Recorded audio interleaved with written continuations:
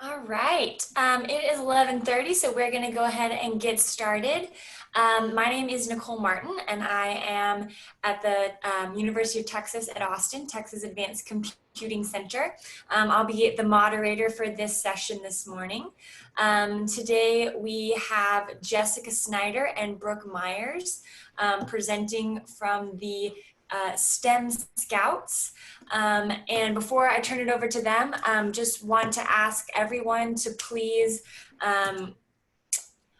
add your name to the chat to sign in for this session. This is how we're going to be tracking attendance and giving everyone their continuing education credits. Also, please make sure if you have not registered officially for the STEM PD Day that you follow the registration link that I posted in the chat.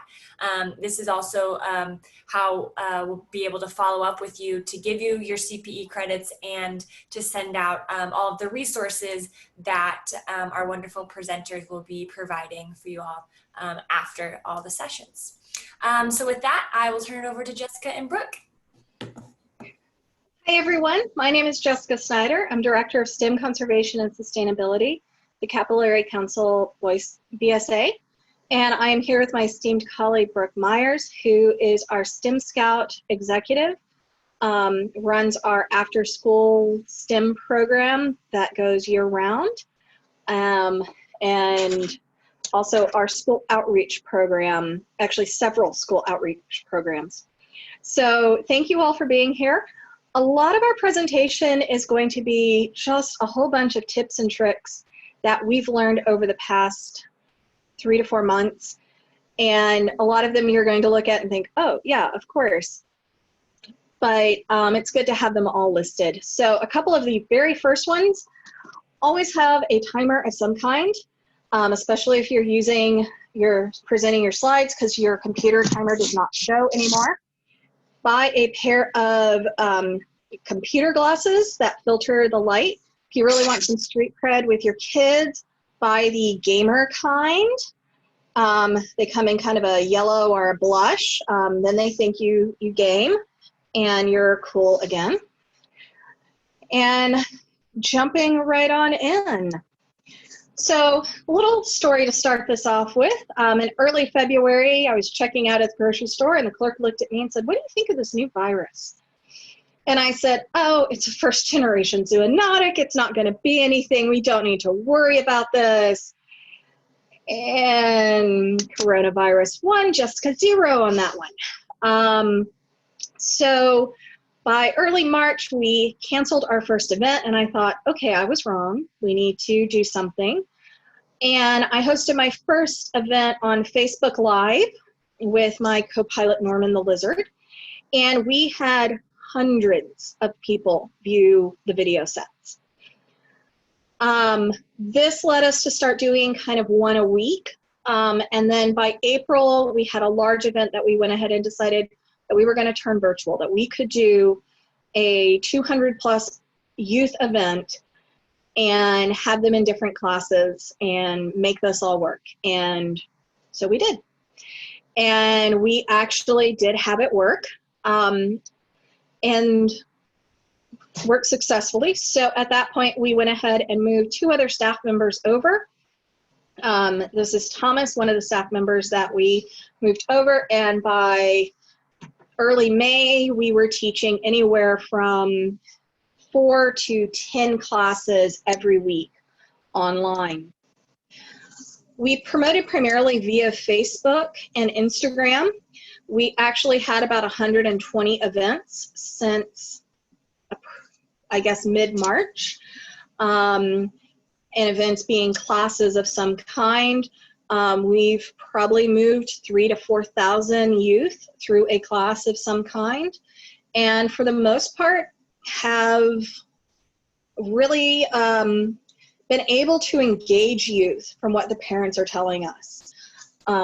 So that is something good. We also were able to reach out and work with people all over the country, including Puerto Rico. So one of my favorite things to do when I was teaching and we had a class that I knew was really diverse geographically is ask, what time zone are you in? where are you and what are you going to do today? Because we had everything from, I'm going to go climb up a volcano, to I've got to go out and run the iguanas out of our farm. And so it was really interesting to hear what people had to say. And the kids were able to talk about that. And one of the kids that came to a lot of our classes, he finally just put a map on the wall behind him. And he would put pins in his map of where all of his fellow students were from. After the experiences we had in May and April, we looked at our summer camps and decided we need to still do something. We want to make sure that we're providing summer camp a learning experience over the summer for every type of learner. And we decided on a three-prong approach. We decided to do asynchronous learning through Camp in a Box and actually ship out the boxes with a guidebook and videos. We did synchronous class-by-class learning, and then we did a synchronous full camp. It was as close as we could get to a camp that we would have normally done, but completely virtual. So our synchronous learning in a box, we shipped out 3 different box sets over the summer: Great Outdoors, STEM, and Exploring Space. These box sets had a binder with activities and supplies, and they covered about 30+ hours of activities. There were typically the things that you needed that you had at home, like tinfoil and popsicle sticks, were not included. It was assumed that they could get those at their home. And these were really designed for families to do together. And it was also helpful for those families that didn't have powerful internet where they could be on running a big program like Zoom full time. Our parents who were having to run Zoom for their work and didn't have enough bandwidth to have another Zoom user on full time. These were great ways for them to still have a camp experience with their families. And I believe we shipped out over 900 boxes at this point. We closed our last box and shipped them out for camp, I believe, on yesterday. So here's some examples of some of the stuff that was in the box. Again, we try to stick to materials that could either be readily available or ship them to them. If we were doing something like with the popsicle sticks, we did have to put in the caveat that you can use popsicle sticks, straws, pasta, dowel rods, because you can't guarantee of what they're going to have, especially the early boxes where we were in the more strict quarantine and a lot of the non-essential businesses were closed. We had to be very open to what they might build with. So that's something that you should also be remembering. And then the videos, they had the guidebook. There were also videos that were made more for the parents to explain and how to interact with the kids, but still entertaining enough that the kids could watch them and follow along. Some of the lessons we learned from this is, one, make sure you have the space. You are about to become a factory and an Amazon center in one. So you're going to have that production line and make sure that you have the space and the people for that. Consider the volume of materials that you're going to need. You don't want to order too much because then you have all this stuff you either need to return or store, but you also, it may take off, and we expected to sell about 200 boxes, and then the next thing we knew it was 500 and then 900. So we had to keep going back and ordering more supplies. Keep good notes of what you ordered so that you can go back and reorder, and make sure that you're ordering things that you can get a hold of again. Do not ever use the going out of stock items if it's something particular, because if they go out of stock, you can't buy more. Dollar Tree and Amazon Prime became my friends. Parents really do need this program, and know that the workload's going to be really heavy up in the front. We had about 2 weeks where I don't think we slept. We were just putting together boxes and mailing. But once it's done, other than answering a few questions and addressing some problems if something got left out of a kit, you're pretty much finished with the intense work. Hey, Jessica, we have a question in the chat before you move on. Absolutely. So Rank asked how many staff members was involved in the creation of the boxes. So I wasn't exactly sure on that answer. For the creation of the notebooks, I think we had 5 staff members working on that for about a week. For actually building the boxes, it varied on who was available, but I would guess grand total it took about 4 days and 6 to 7 staff members every day to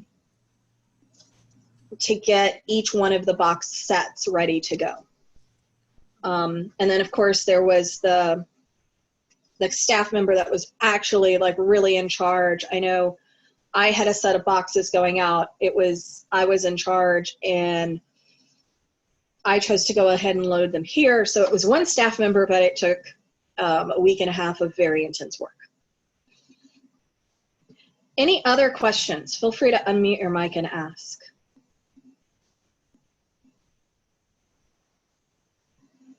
All right. So in our synchronous classes, we typically did classes about 15 to 20 students. We did them as meetings just like this so that the kids could turn on and off their own mics. They were really well behaved. I had far less issues with the kids turning on their mics and doing anything. Really, they would flash their mic on and do something like burp in it and then turn it off. I never had anybody use bad words. I never had anybody who took over a class. And if we said, hey, so-and-so, don't do that, usually they stopped. If they didn't, we always had an instructor and a moderator. So the moderator could be running the chat and helping answer questions. And for that kid that asked for the 57th time, when does this class end, the moderator can be handling that while the instructor teaches. The other thing, we always had a list of parent phone numbers. So if we did have a kid that was just not going to work with us, we would call mom and dad and say, hey, what's going on? So-and-so is either not participating or has gone dark or keeps burping in the mic. And that behavior usually stops very quickly. So if you have the ability, have somebody with those phone numbers that can do a quick call.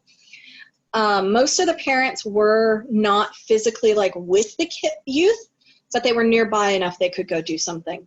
Classes were 2 to 3 hours depending on age. For our youngest ones, we never went over an hour. For our 5th graders, we could usually do 2 hours. For our middle school age, we would do 3 to 4 hours. And we provided a variety of times and days. And we always had at least one activity in our sets. So an example activity, in this example we're doing science everywhere. The kids had to interview a scientist. We had our scientist come on. We then followed up with showing off our tree core, talking about how we got the tree core and sharing the tree core. If I was teaching, always had my microscope, USB camera, and my document camera. So we would put it on and we would talk about the tree rings, find out where the tree started growing, how old the tree was. And then when we'd use a tree simulator that's free online, and the kids could do experiments like, what if it rained every day? How fast would our tree grow, depending on the species? So that was a good way to do an experiment with a simulator. There's a lot of simulators out there that if you just type in whatever you're covering and see what they have, you probably are going to find something. Another example of a lesson we did was Newton's first law. So we're going to do this one together as if I was teaching the class. So I need everybody to take a second, and if you can, if you're at home or an area that you can get it, I need you to get a notebook of any kind, a glass of water, a toilet paper roll, and an egg. So I'm going to give you 2 minutes to go grab those, please, if you can. So the time I have is 11:44. Be back here at 11:46. Please go grab your supplies.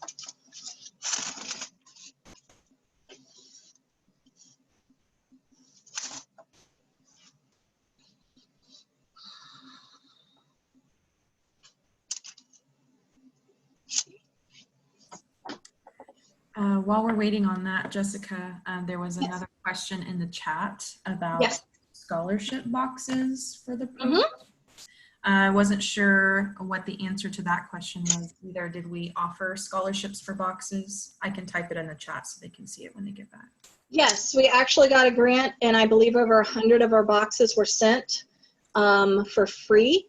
We also, in our classes and our camp, provided scholarship codes, so anybody that emailed in and filled out a scholarship form either came for a greatly reduced price or were added to the class for free. All right, thank you. I'll put it in the chat so they can see it when they come back. We even went as far as I know in my area we had a number of people that didn't have online, and we put a repeater out on my porch so that people could access my internet if they wanted to come take the classes. That's awesome. So this is Rink from the Girl Scouts. I asked quite a few questions. We had gotten a grant to send out some STEM boxes. And so I did 141 in a Department of One, which was intense. But I'm wondering, did you have any survey that went out that they had to respond? Like, how did they like it or anything like that? I believe we did. I know I was running the 2 synchronous class sets, and we did surveys for both of those. I don't know about the boxes, but I'm sure they did surveys. Okay. Yeah, we had sent a survey out with, and then of course we had a patch that went with it. So they returned the survey, then they get sent the patch. And having the area where our boxes went to being a grant, they were very specific of what part of our council they could be sent to. It wasn't open for everybody. And unfortunately right now, a lot of oil towns are in that area. It was from an energy company. So we've had a lot of people transient. Now I haven't had a great response on getting the patches. So I didn't know if it was just, I mean, I even include a self-addressed stamped envelope to make it as easy as possible to come back. But you know, a lot of angst right now in the oil areas. Right. And if you get back 10% of your surveys on average, that's really, you're doing good. Yeah. Okay. Thank you. You're welcome. All right. So I believe that we are back. So everyone come back. If you're out there, come back. It's time for class to start. And we are going to talk about Newton's first law. Notice that I am way more excited right now because same as you guys, if you're teaching online, you've got to be twice as big and twice as excited to express your emotions over to them. So we are going to take our glass of water, set it down, put our notebook on top of it. So we now have a barrier between our egg and our glass of water. We're going to put our toilet paper roll. Make sure he's right above your glass of water. And finally, put your egg. Now remember, in Newton's first law, a body at rest will remain at rest.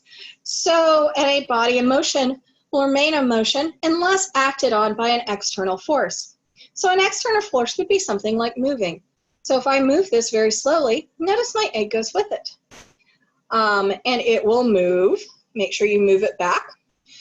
However, depending on how quickly I move this notebook, my egg may not be at the same motion or have that same force exerted on it. So it may stay at rest where the rest of the things move depending on what I do and how quickly I'm exerting that force. So what do you think is going to happen if I pull this, you know, medium level, not super slowly, but not super fast? Come on, everybody. Answers? It should travel with it.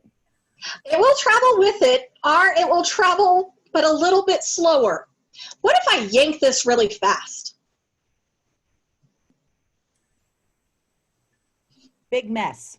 Big mess. Well, let's see. So we're going to yank this, and hopefully we're going to yank it so fast that we're not going to have the time for the exertion of energy to go all the way up to our egg. So it's actually going to stay at rest until acted on by another force. So let's do a countdown. 1, 2, 3.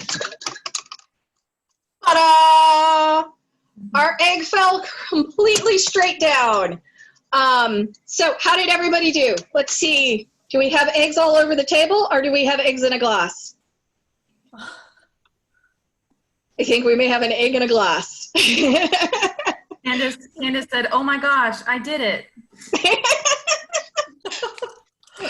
So our force that ended up acting on our egg was actually gravity.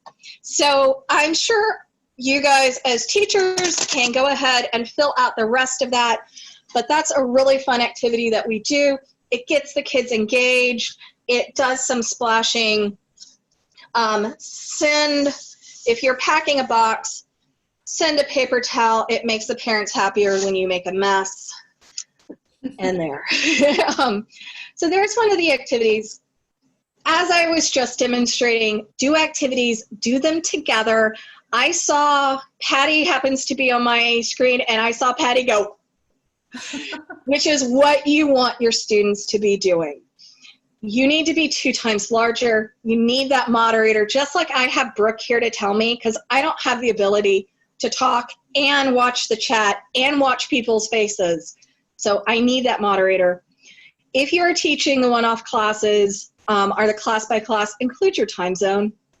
Really sucks when somebody calls you at 6 in the morning because their time says 8 and your time is not. And also, send your material list early. Be lenient with what your material list is. We use eggs. I've seen ping pong balls, tennis balls, a rock. They may not be able to get what you need, so you need to be flexible and have backups of what you think they can use. But if it's something specific, have a shopping list available very early. We would actually put them in the class description and in the receipt when we sent it out. Thank you. For our full week of camp, we decided we're going to go for it. We're going to do camp like we normally would. And we did a Monday through Friday online camp, 9 a.m. to 3:30. We built in social time, lunch activities, evening activities, campfires. We did all the activities live with the students. We had a very elaborate setup of a number of people. We had a staff of about 30 to support the camp. And we delivered the supply boxes. So we created supply boxes and we did not factor in the cost of shipping. So we went ahead and delivered them. We tried to keep the exact same schedule. So the younger kids were an hour class with breaks in between. The older kids were 2-hour classes with a lunch break. We had our camp director and our master of ceremonies in charge of our opening and closing. They also were in charge of helping with the break times. And then we broke the instructors into breakout rooms. We would bring them all back during the breaks and then send them back into the breakout rooms. For lunch, we did have lunch activities in rooms. And we had 2 Zoom accounts, so they did have to come over to the younger side Zoom accounts. And then we would have evening activities that we would share with the youth and the parents. So during our opening, closing, and class changes, our camp directors made sure that we went over our usual camp opening things like our Oceans Code, talking a lot about being accepting and never giving up. Because you're not there to actually adjust and help the youth, you've got to really remind them a lot. Don't give up. Yours may not work exactly like mine. That's okay. And I need you to talk to me and tell me what's going on so that I can help you.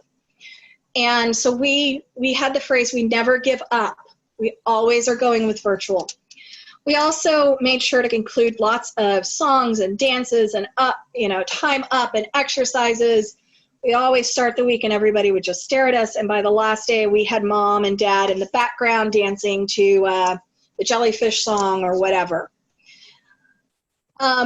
We did do the supply boxes and pack them up and deliver them because we hadn't really done a good job at factoring in that cost. It gave us a chance to also see the kids for just a few seconds. If you're going to deliver the boxes, make sure to factor in the cost of what it's going to take to box them up and deliver them. And we would typically email the day before and then call or text about 20 to 30 minutes before we drop them off. This allowed us, we never lost a box. We had a few delivered to wrong addresses, but we were able to figure that out pretty quickly and then be able to go pick up the box before anything was needed. We would load everything into Google Maps, split them up. We did a north route and a south route. It would take us about half a day to deliver 20 to 30 boxes each, but we made it work. And then, of course, we shipped anything that was out of the Austin area. Some techniques that we found really useful. One, annotations. You can show videos in your class, and just like when you're teaching, stop the video, talk about it, talk why it means something. If you're willing to have annotations on, annotate, circle, point out things, etc. You have to make sure that your kids are not going to come in and annotate also, because if you're in a meeting, you can either have annotations on or annotations off. There isn't a way to say annotations only for host or co-host. So just be aware that that could be an issue. We actually never had anybody draw anything they weren't supposed to, but it really helped with the teaching of the class to be able to draw things on the videos. We try to always use online learning that they could continue. It was free use. It wasn't tied to the camp. So we used a lot of Scratch for engineering, Tinkercad, for creating our modeling Tinkercad, for our animation class, PixArt. And it allowed the youth to go back and continue to learn beyond what they had learned in class. They could also create accounts and continue to show off what they were doing. I have a young man I ran into in the grocery store the other day, and he had been in our animation class and was now up to creating moving animations, which is way above what we do. But he just really liked PixArt, and he's up to moving animations. If you need to create some of your own stuff, it cuts down on your cost. It also makes sure that you get exactly what you want. Now, I'm lucky. I have a partner who is a maker, so we have a laser cutter, and that really enabled me to do a lot of work. But if you don't have something like that, try to make friends or find a local hacker space. But it does help to kind of make your own kits, because then you know exactly how they work. And this is some of our kits. So Membura, our nightlight, a bird feeder. I'm going to switch over to my document cam for just a second. And since we did a lot of science stuff, I love my document camera. Get one. So we did a lot of science stuff. We actually went down, our theme this year was ocean, so we went down and collected a sand kit and made little sand kits. On the back it has what's in it. But this way the kids could explore the ocean with us. And just to rip it open, in each one we included some fish scales, piece of driftwood, seaweed, some shells that we found. So they were able to go in and explore the ocean environment in their own home with a custom-made kit, because we knew exactly what it came up. The biggest cost on this for me was, oh no, I had to go down to the coast for work. So it's really nice to have stuff like that. We also made a custom-made rock kit that included rocks from all over questions. Hey, all over, sorry, I'm paying attention to the chat now. All over Texas. Yes. We have a question in the chat. What document camera do you use? Let me go ahead and switch back over. I am using the Inswan document camera. I bought it off of Amazon for $99. You can buy, there's a couple of different ones that are actually pretty good on Amazon in the $99 to $100 range. The other one I have is a portable USB plug-inable. I bought one that I don't have in here. It's at my other computer station that is a Bluetooth, so that I can also take it out and hook it to my phone when I go out and do things.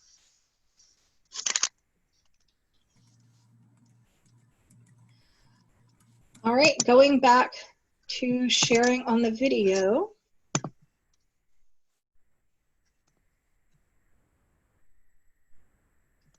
Oh, resume slide. Allow the kids ways to be creative. I believe in one of the earlier presentations, they were saying, there was the example of a young man who just wasn't going to talk to his teachers, but once he could express himself kind of indirectly, he became very talkative. And we've found the same things, that kids would work twice as hard on cool little animations and things. So here's one of our pictures. We use Seed Snap online or on the phone. This is from I Can Animate. So that's one of the kids' projects. And the kids loved getting the opportunity to do those and become Facebook stars or YouTube stars if that is acceptable. We, of course, have paperwork we have to sign for them, you know, if they're going to post online and have to get parent permission. But if you have a way that kids can share with each other, or at least just in the class, by all means, make it happen. You're not limited by space anymore. You're not limited by distance. So one of the things we did was an international program where we had story times from various areas, and we reached out to our international scouting community. When you get the answer right, Baraka, we clap and sing a little song. Well done, very good, boy.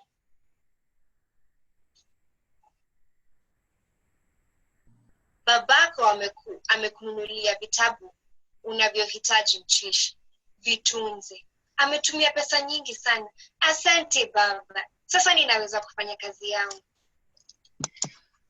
So this was done with one of our international scouts who is in Kenya. That was about 2 o'clock in the morning for her. But we were able to get story times from several different countries and people visiting in from numerous countries around the world just to come check in on our classes and interact with the kids.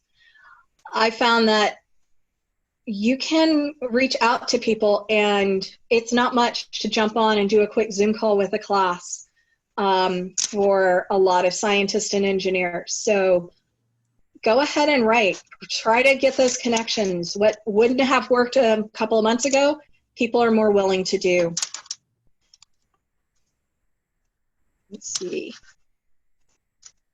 Come on, move to the next slide. Involve the youth in what you're doing around your house, and involve, make lessons out of everything. Suddenly they're at home. The number of bird watchers has greatly increased. There's actually a shortage of binoculars right now because everybody's realizing all the stuff that's happening in the urban ecosystem around them. So share some of that. I had a running information about my monarch butterflies that I found out on some milkweed at my house.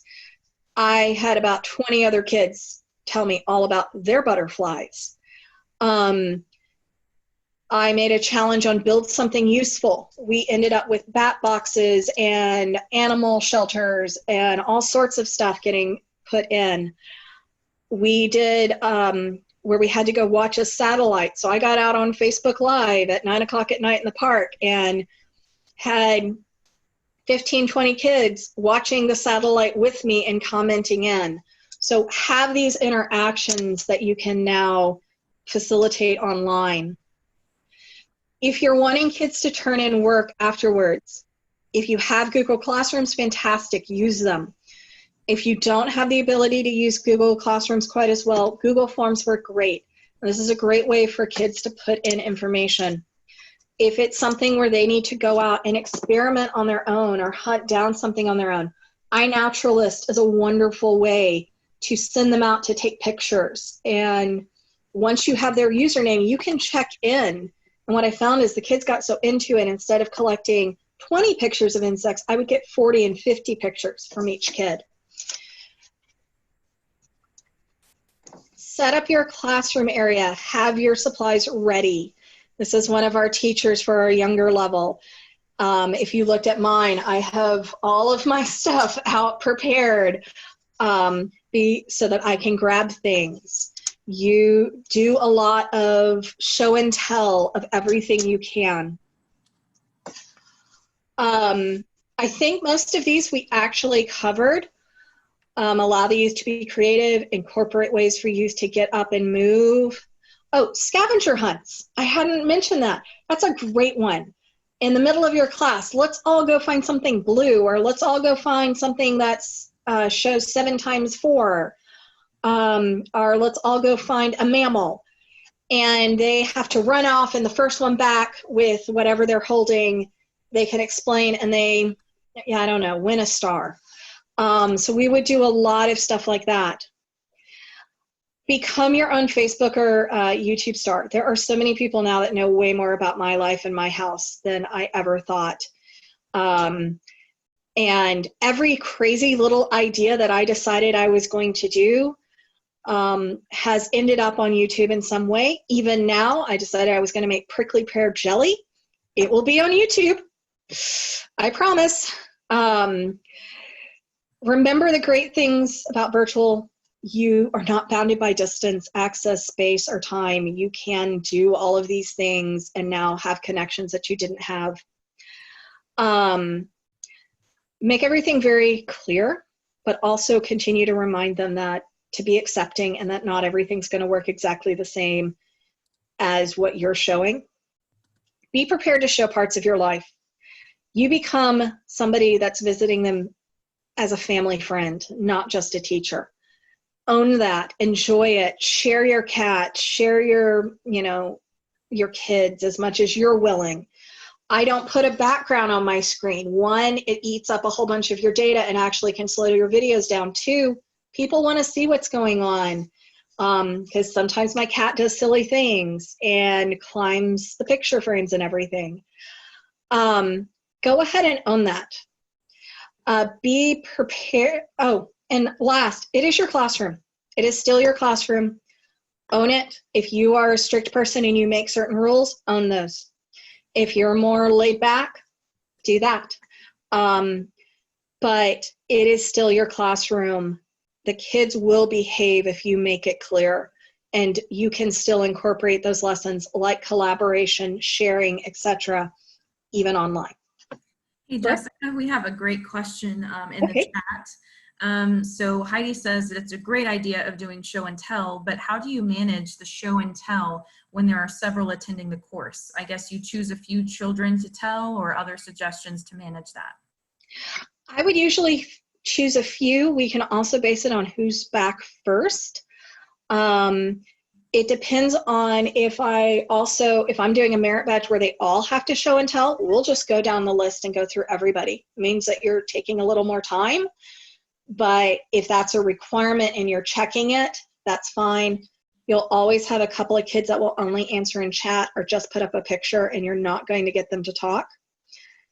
And that's okay.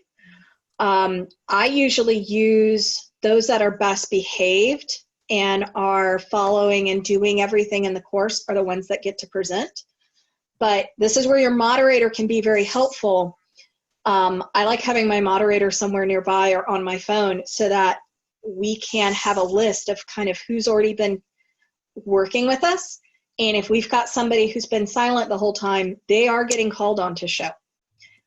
So that's another thing that moderator is fantastic for. Awesome, thank you. Any other questions? I have thrown a lot of information out.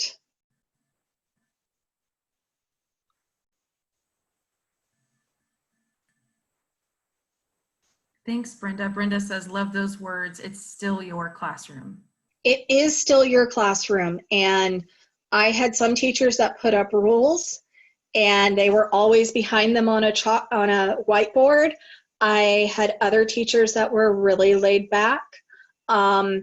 And you can, as long as you're a co-host, still mute everybody. So if they start getting loud, that's one of the great things. You don't have to yell over them. You just hit the mute all. All right, I'm going to pass this over. I have thrown a lot of advice, and I will be happy to share anything with you afterwards. But I'm going to hand it over to Brooke to talk about how she has taken all that we have learned and created ways to now put this into a after-school program in a whole new and exciting format. Thank you, Jessica. Thank you for sharing all of your advice, not just to this group, but working with me to share what she's learned over the summer so that I can make sure that we have the best and most flexible programs for our students coming up in the 20 to 21 school year. So taking what we've learned, we're going to keep, 3 of these models, or some of the lessons that she said, basically keeping that minimum 2 leaders per classroom, not just because of youth protection, but because logistically you need two classroom leaders. Making sure to send those lesson and materials to the students. It makes it much easier for them to participate, and it doesn't make any assumptions of what they have at home. Building in that social time for kids. We saw that was really helpful for the students to have in Tech Lab, even in the class-by-class model, for them to be able to share with each other what their designs looked like or what their experiments looked like. And then also teaching a variety of topics in a hands-on way. STEM Scouts moving forward is going to make sure to cover a lot of different STEM topics to keep those kids engaged and not linger on a topic for too long. And then really just blending these models for more flexibility for our families.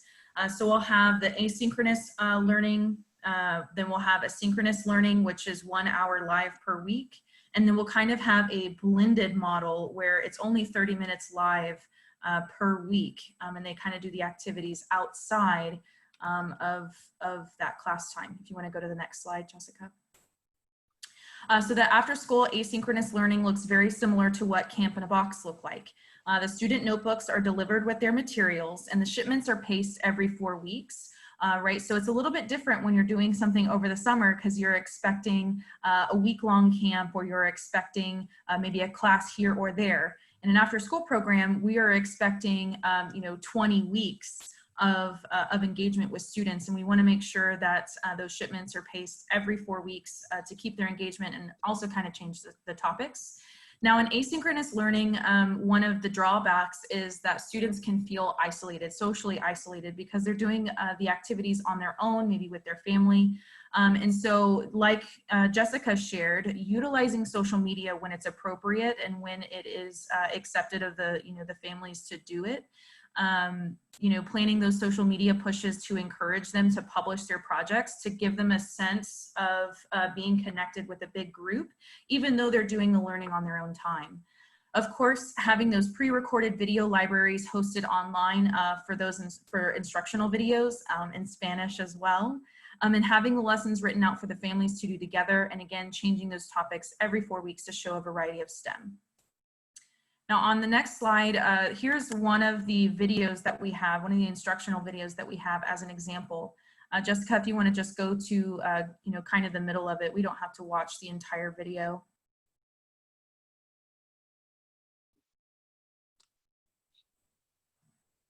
I cannot hear it at the moment. I'm not sure if anyone else can hear. But basically what she's doing is she is creating a neuron keychain. Represents the axon of the neuron. Now we are going to spread the ends of the pipe cleaner to look like 2 little stick figure legs. Once it's all done, these 2 legs are supposed to represent the synapse of the neuron. Now that we've completed this part of the keychain, we're going to put it off to the side. Yeah, so notice, in the video, there's visual elements, there's also the text that shows up. So, if the student is a visual learner or an auditory learner, it kind of covers all bases and initiates all of their senses in the video doing it themselves. You want to go to the next slide? So for the after school synchronous 1 hour live, this looks very similar to what they were already doing in the after school program. So again, they're going to get all of those materials. It's going to be shipped every 4 weeks, and those topics are going to change every 4 weeks.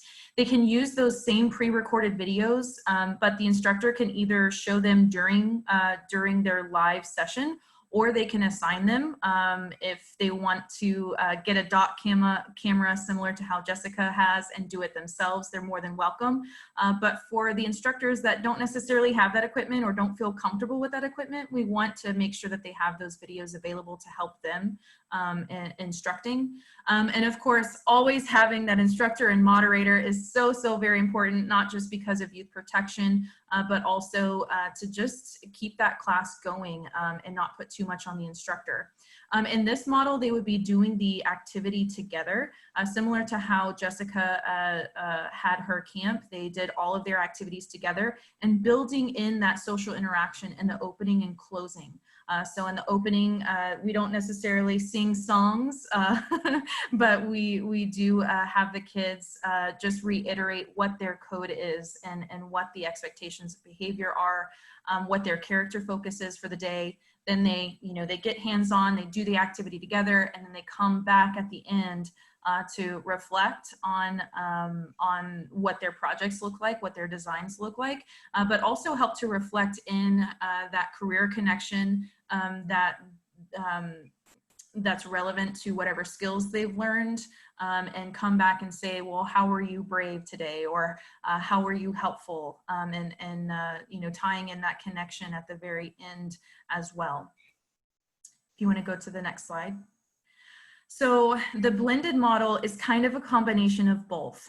So in areas that we see that maybe internet is hard, maybe there's not multiple devices to students, an hour is a long time for particular students to sit. And then also you have to consider maybe there's some students that can go through these activities and really quickly compared to others. And so doing the activities together is not in our best interest. So for those different populations, this is another way that we have taken what we learned from Tech Lab, but kind of blended it together. So again, student notebooks, all of the materials are shipped every 4 weeks. Those pre-recorded videos are still available for those kids, and they're actually assigned to the kids or to the youth weekly, so that the youth do the activities and then they come to their live meeting with their instructors and the moderator to share what they've done that week. So that 30 minutes live is really for the kids to show off their projects to one another, have that open, little bit unstructured social time together, and then reflect together. Bringing in those career connections, bringing in those character reflections as well. And then really and truly, there's going to be some parents that have the opinion that the activities can be done by the kids by themselves. What they can't have on their own in their household is that social time that they would normally have at school. So this is a way for the kids to still do the activities and share. Yeah, Jessica, you can go ahead and go to the next one. I saw in the chat someone pop up. Maybe you're wondering, how do you get in touch with us? How do you join these awesome and amazing events that we have going on, or our after school program that's coming up for this year? So you can find all of our events are on Facebook and on our website as well. But you can find all of our specific events for Tech Lab and for STEM Scouts. These are our handles here. And I think for the rest of the time, we're going to open up for general questions. And then you also have both of our email addresses here. So if there's a specific question or something that you're looking for specifically that's not covered today in the presentation, feel free to reach out to us. We're more than happy to answer those questions. But yeah, we'll open up for questions. Anyone want to jump in? And Brooke, I'm sorry, I actually can't see the chat. So if anybody has a question in chat, please read it. So is Tech Lab through BSA, or is it a third-party website? It is a third-party website. We are actually a partnership with BSA and Anderson High School. And then what ages are the boxes for? Pretty sure that's elementary and middle school. Yes.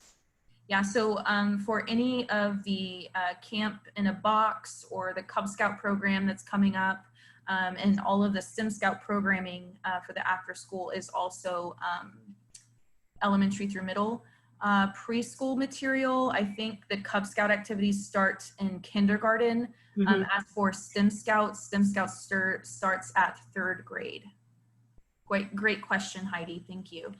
Just for reference, in 2021, when we officially launch STEM Scouts, then we will have it open to 1st graders. Great question, Brenda. Do you have any materials in Spanish? So at this moment in time, STEM Scouts, the Scout notebooks themselves are in English, but the instructional videos, like I showed, are going to be in English and Spanish. For Tech Lab, we have not had in Spanish up until now. We did decide we have some supplies left over. Remember that thing about ordering on volume? And we decided that we are going to create little packets that include just one lesson and the supplies of what we have left over, and distribute those to little free libraries in communities that one are willing to host, but also could use additional lesson sets, and those will be in English and Spanish, and those are, of course, no cost. Great questions. Keep them coming. You can unmute yourself or drop it in the chat. If you have to go before the next session, I just want to say thank you for attending and hearing our presentation. Yes, thank you.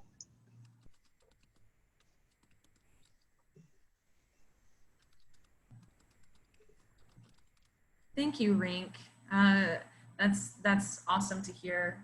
Glad that we had some great ideas to share with everyone. Oh, thank you, Candace. Thank you, Marty. I have a question. Yes. Do you do any outdoor classrooms? Or yes. do you teach everything indoor? No, we teach outdoor and indoor.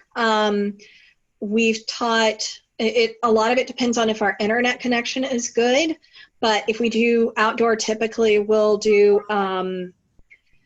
out at our camp where we have Wi-Fi. Okay. What type of equipment do y'all use? Because we're looking at, like, do we need to we're getting mobile hotspots so we can do more hikes. We want to do a lot of virtual hikes, teaching from our ponds, our fill stations, etc. But we have a problem where, I mean, we're like dead in the middle of Houston. There's freeways all around us. You can't see them, but you hear the traffic. And we get a lot of wind noise from them. So we're looking at maybe lapel mics or anything like that. Is there any equipment you recommend? I would look at getting, I've seen for like gamer headphones are, I have a set of headphones with a mic that comes right to here. Those are great because it's also blocking out the noise. You're just hearing what you're saying. The USB camera is huge, especially the Bluetooth version, so that you can go and do close-up.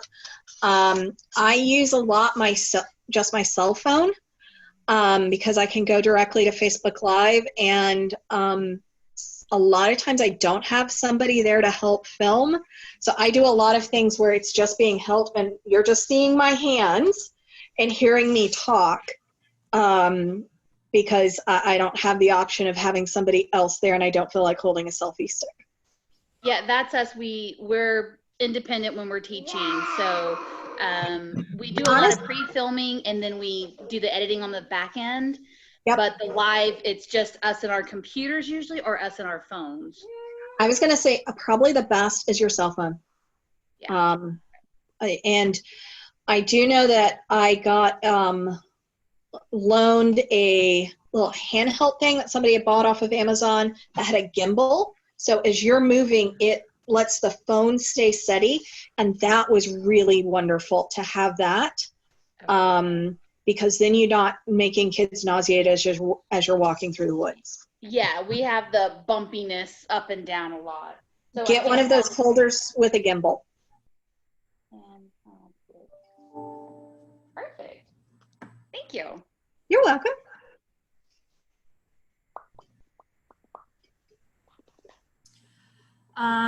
So we have a question from Heidi about recording the session. Yes, the session has been recorded and will be shared out. As long as you registered on Eventbrite to attend this PD, I'm pretty sure that the moderators are going to send out a link that has all of our slides from all of the presentations, as well as the recording of all of the presentations today. So if there was a session that you wanted to see that was at the same time, you'll be able to go back and look at their slides, also the recording video. I'm not sure, I was trying to find the link, and maybe our moderator can help me drop that link in there of where they can find those slides. Nicole, there's like yeah, so we don't have a link yet to where you can find the slides, but I just posted the link. If anyone hasn't registered via Eventbrite yet, we'll send all that information out. We're still collecting throughout the day slides and handouts from the presenters. Awesome. And Jessica, we had a question, gimbal question mark, is that on Amazon? Can you clarify that? Yes. So, let me see if I can find it, and then,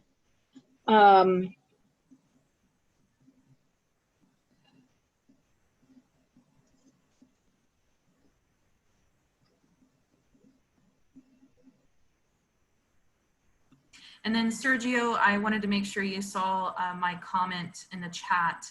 So Tech Lab and Vortex Mobile Laboratory, which is a program that we didn't talk about really a whole lot. So it's awesome to know that you know that we're out in the community still giving outreach. So Tech Lab is not a replacement for the Vortex.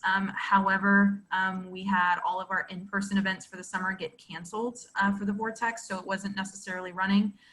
Again, with the Vortex Mobile Laboratory, we are not running it out for in-person events just because we don't have the staff and the logistics to cover the amount of cleaning that would need, and social distancing inside of the lab is very, very difficult and wouldn't really fit with the model that we have. But what we are doing coming up this fall is virtual outreach that we can Zoom into classrooms the same way that we would show up with the mobile laboratory. So if you're interested in scheduling something like that, you can reach out to me directly using my email address, and we can talk offline. all right, I just put the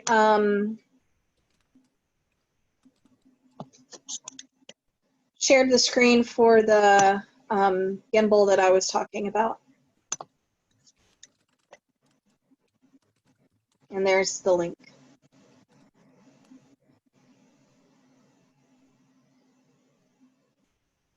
All right, any other questions? We've got about 2 minutes left in our session, so just want to make sure that we have answered any and all questions that you'll have. I had a quick question on the outdoor classroom. Have you, we're looking at possibly having some students outdoors and some students trying to Zoom in. Do you guys have any experience with like the Facebook portal? So like Facebook Live? Or tell me more about that one. I'm not sure what we're looking for exactly, but somewhere where we can still have students on campus and students coming into our classroom from Zoom. If you're going to be doing that, I would probably go ahead and have Zoom, but you're going to have a computer set up and look at getting an external camera with a wider lens than just what's built into your computer, so that you've got a wider range of field, so that you can have 3 or 4 students still socially distanced, but be able to see in. You shouldn't, depending on your computer, you shouldn't need an extra mic, but you might have to have whoever is going to be talking, speak really loudly, because remembering you're outdoors, you're still talking to them, but they're 6 feet away. Right.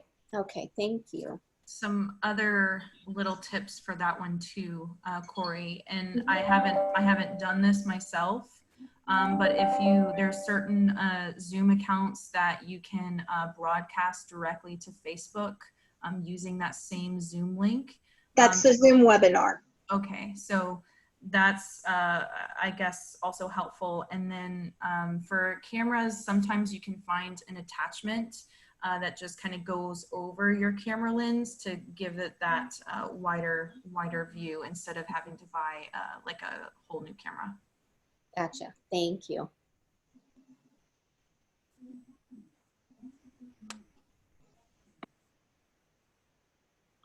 We use the Zoom webinar at our job. We do owl prowls and possums and popsicles with our third party.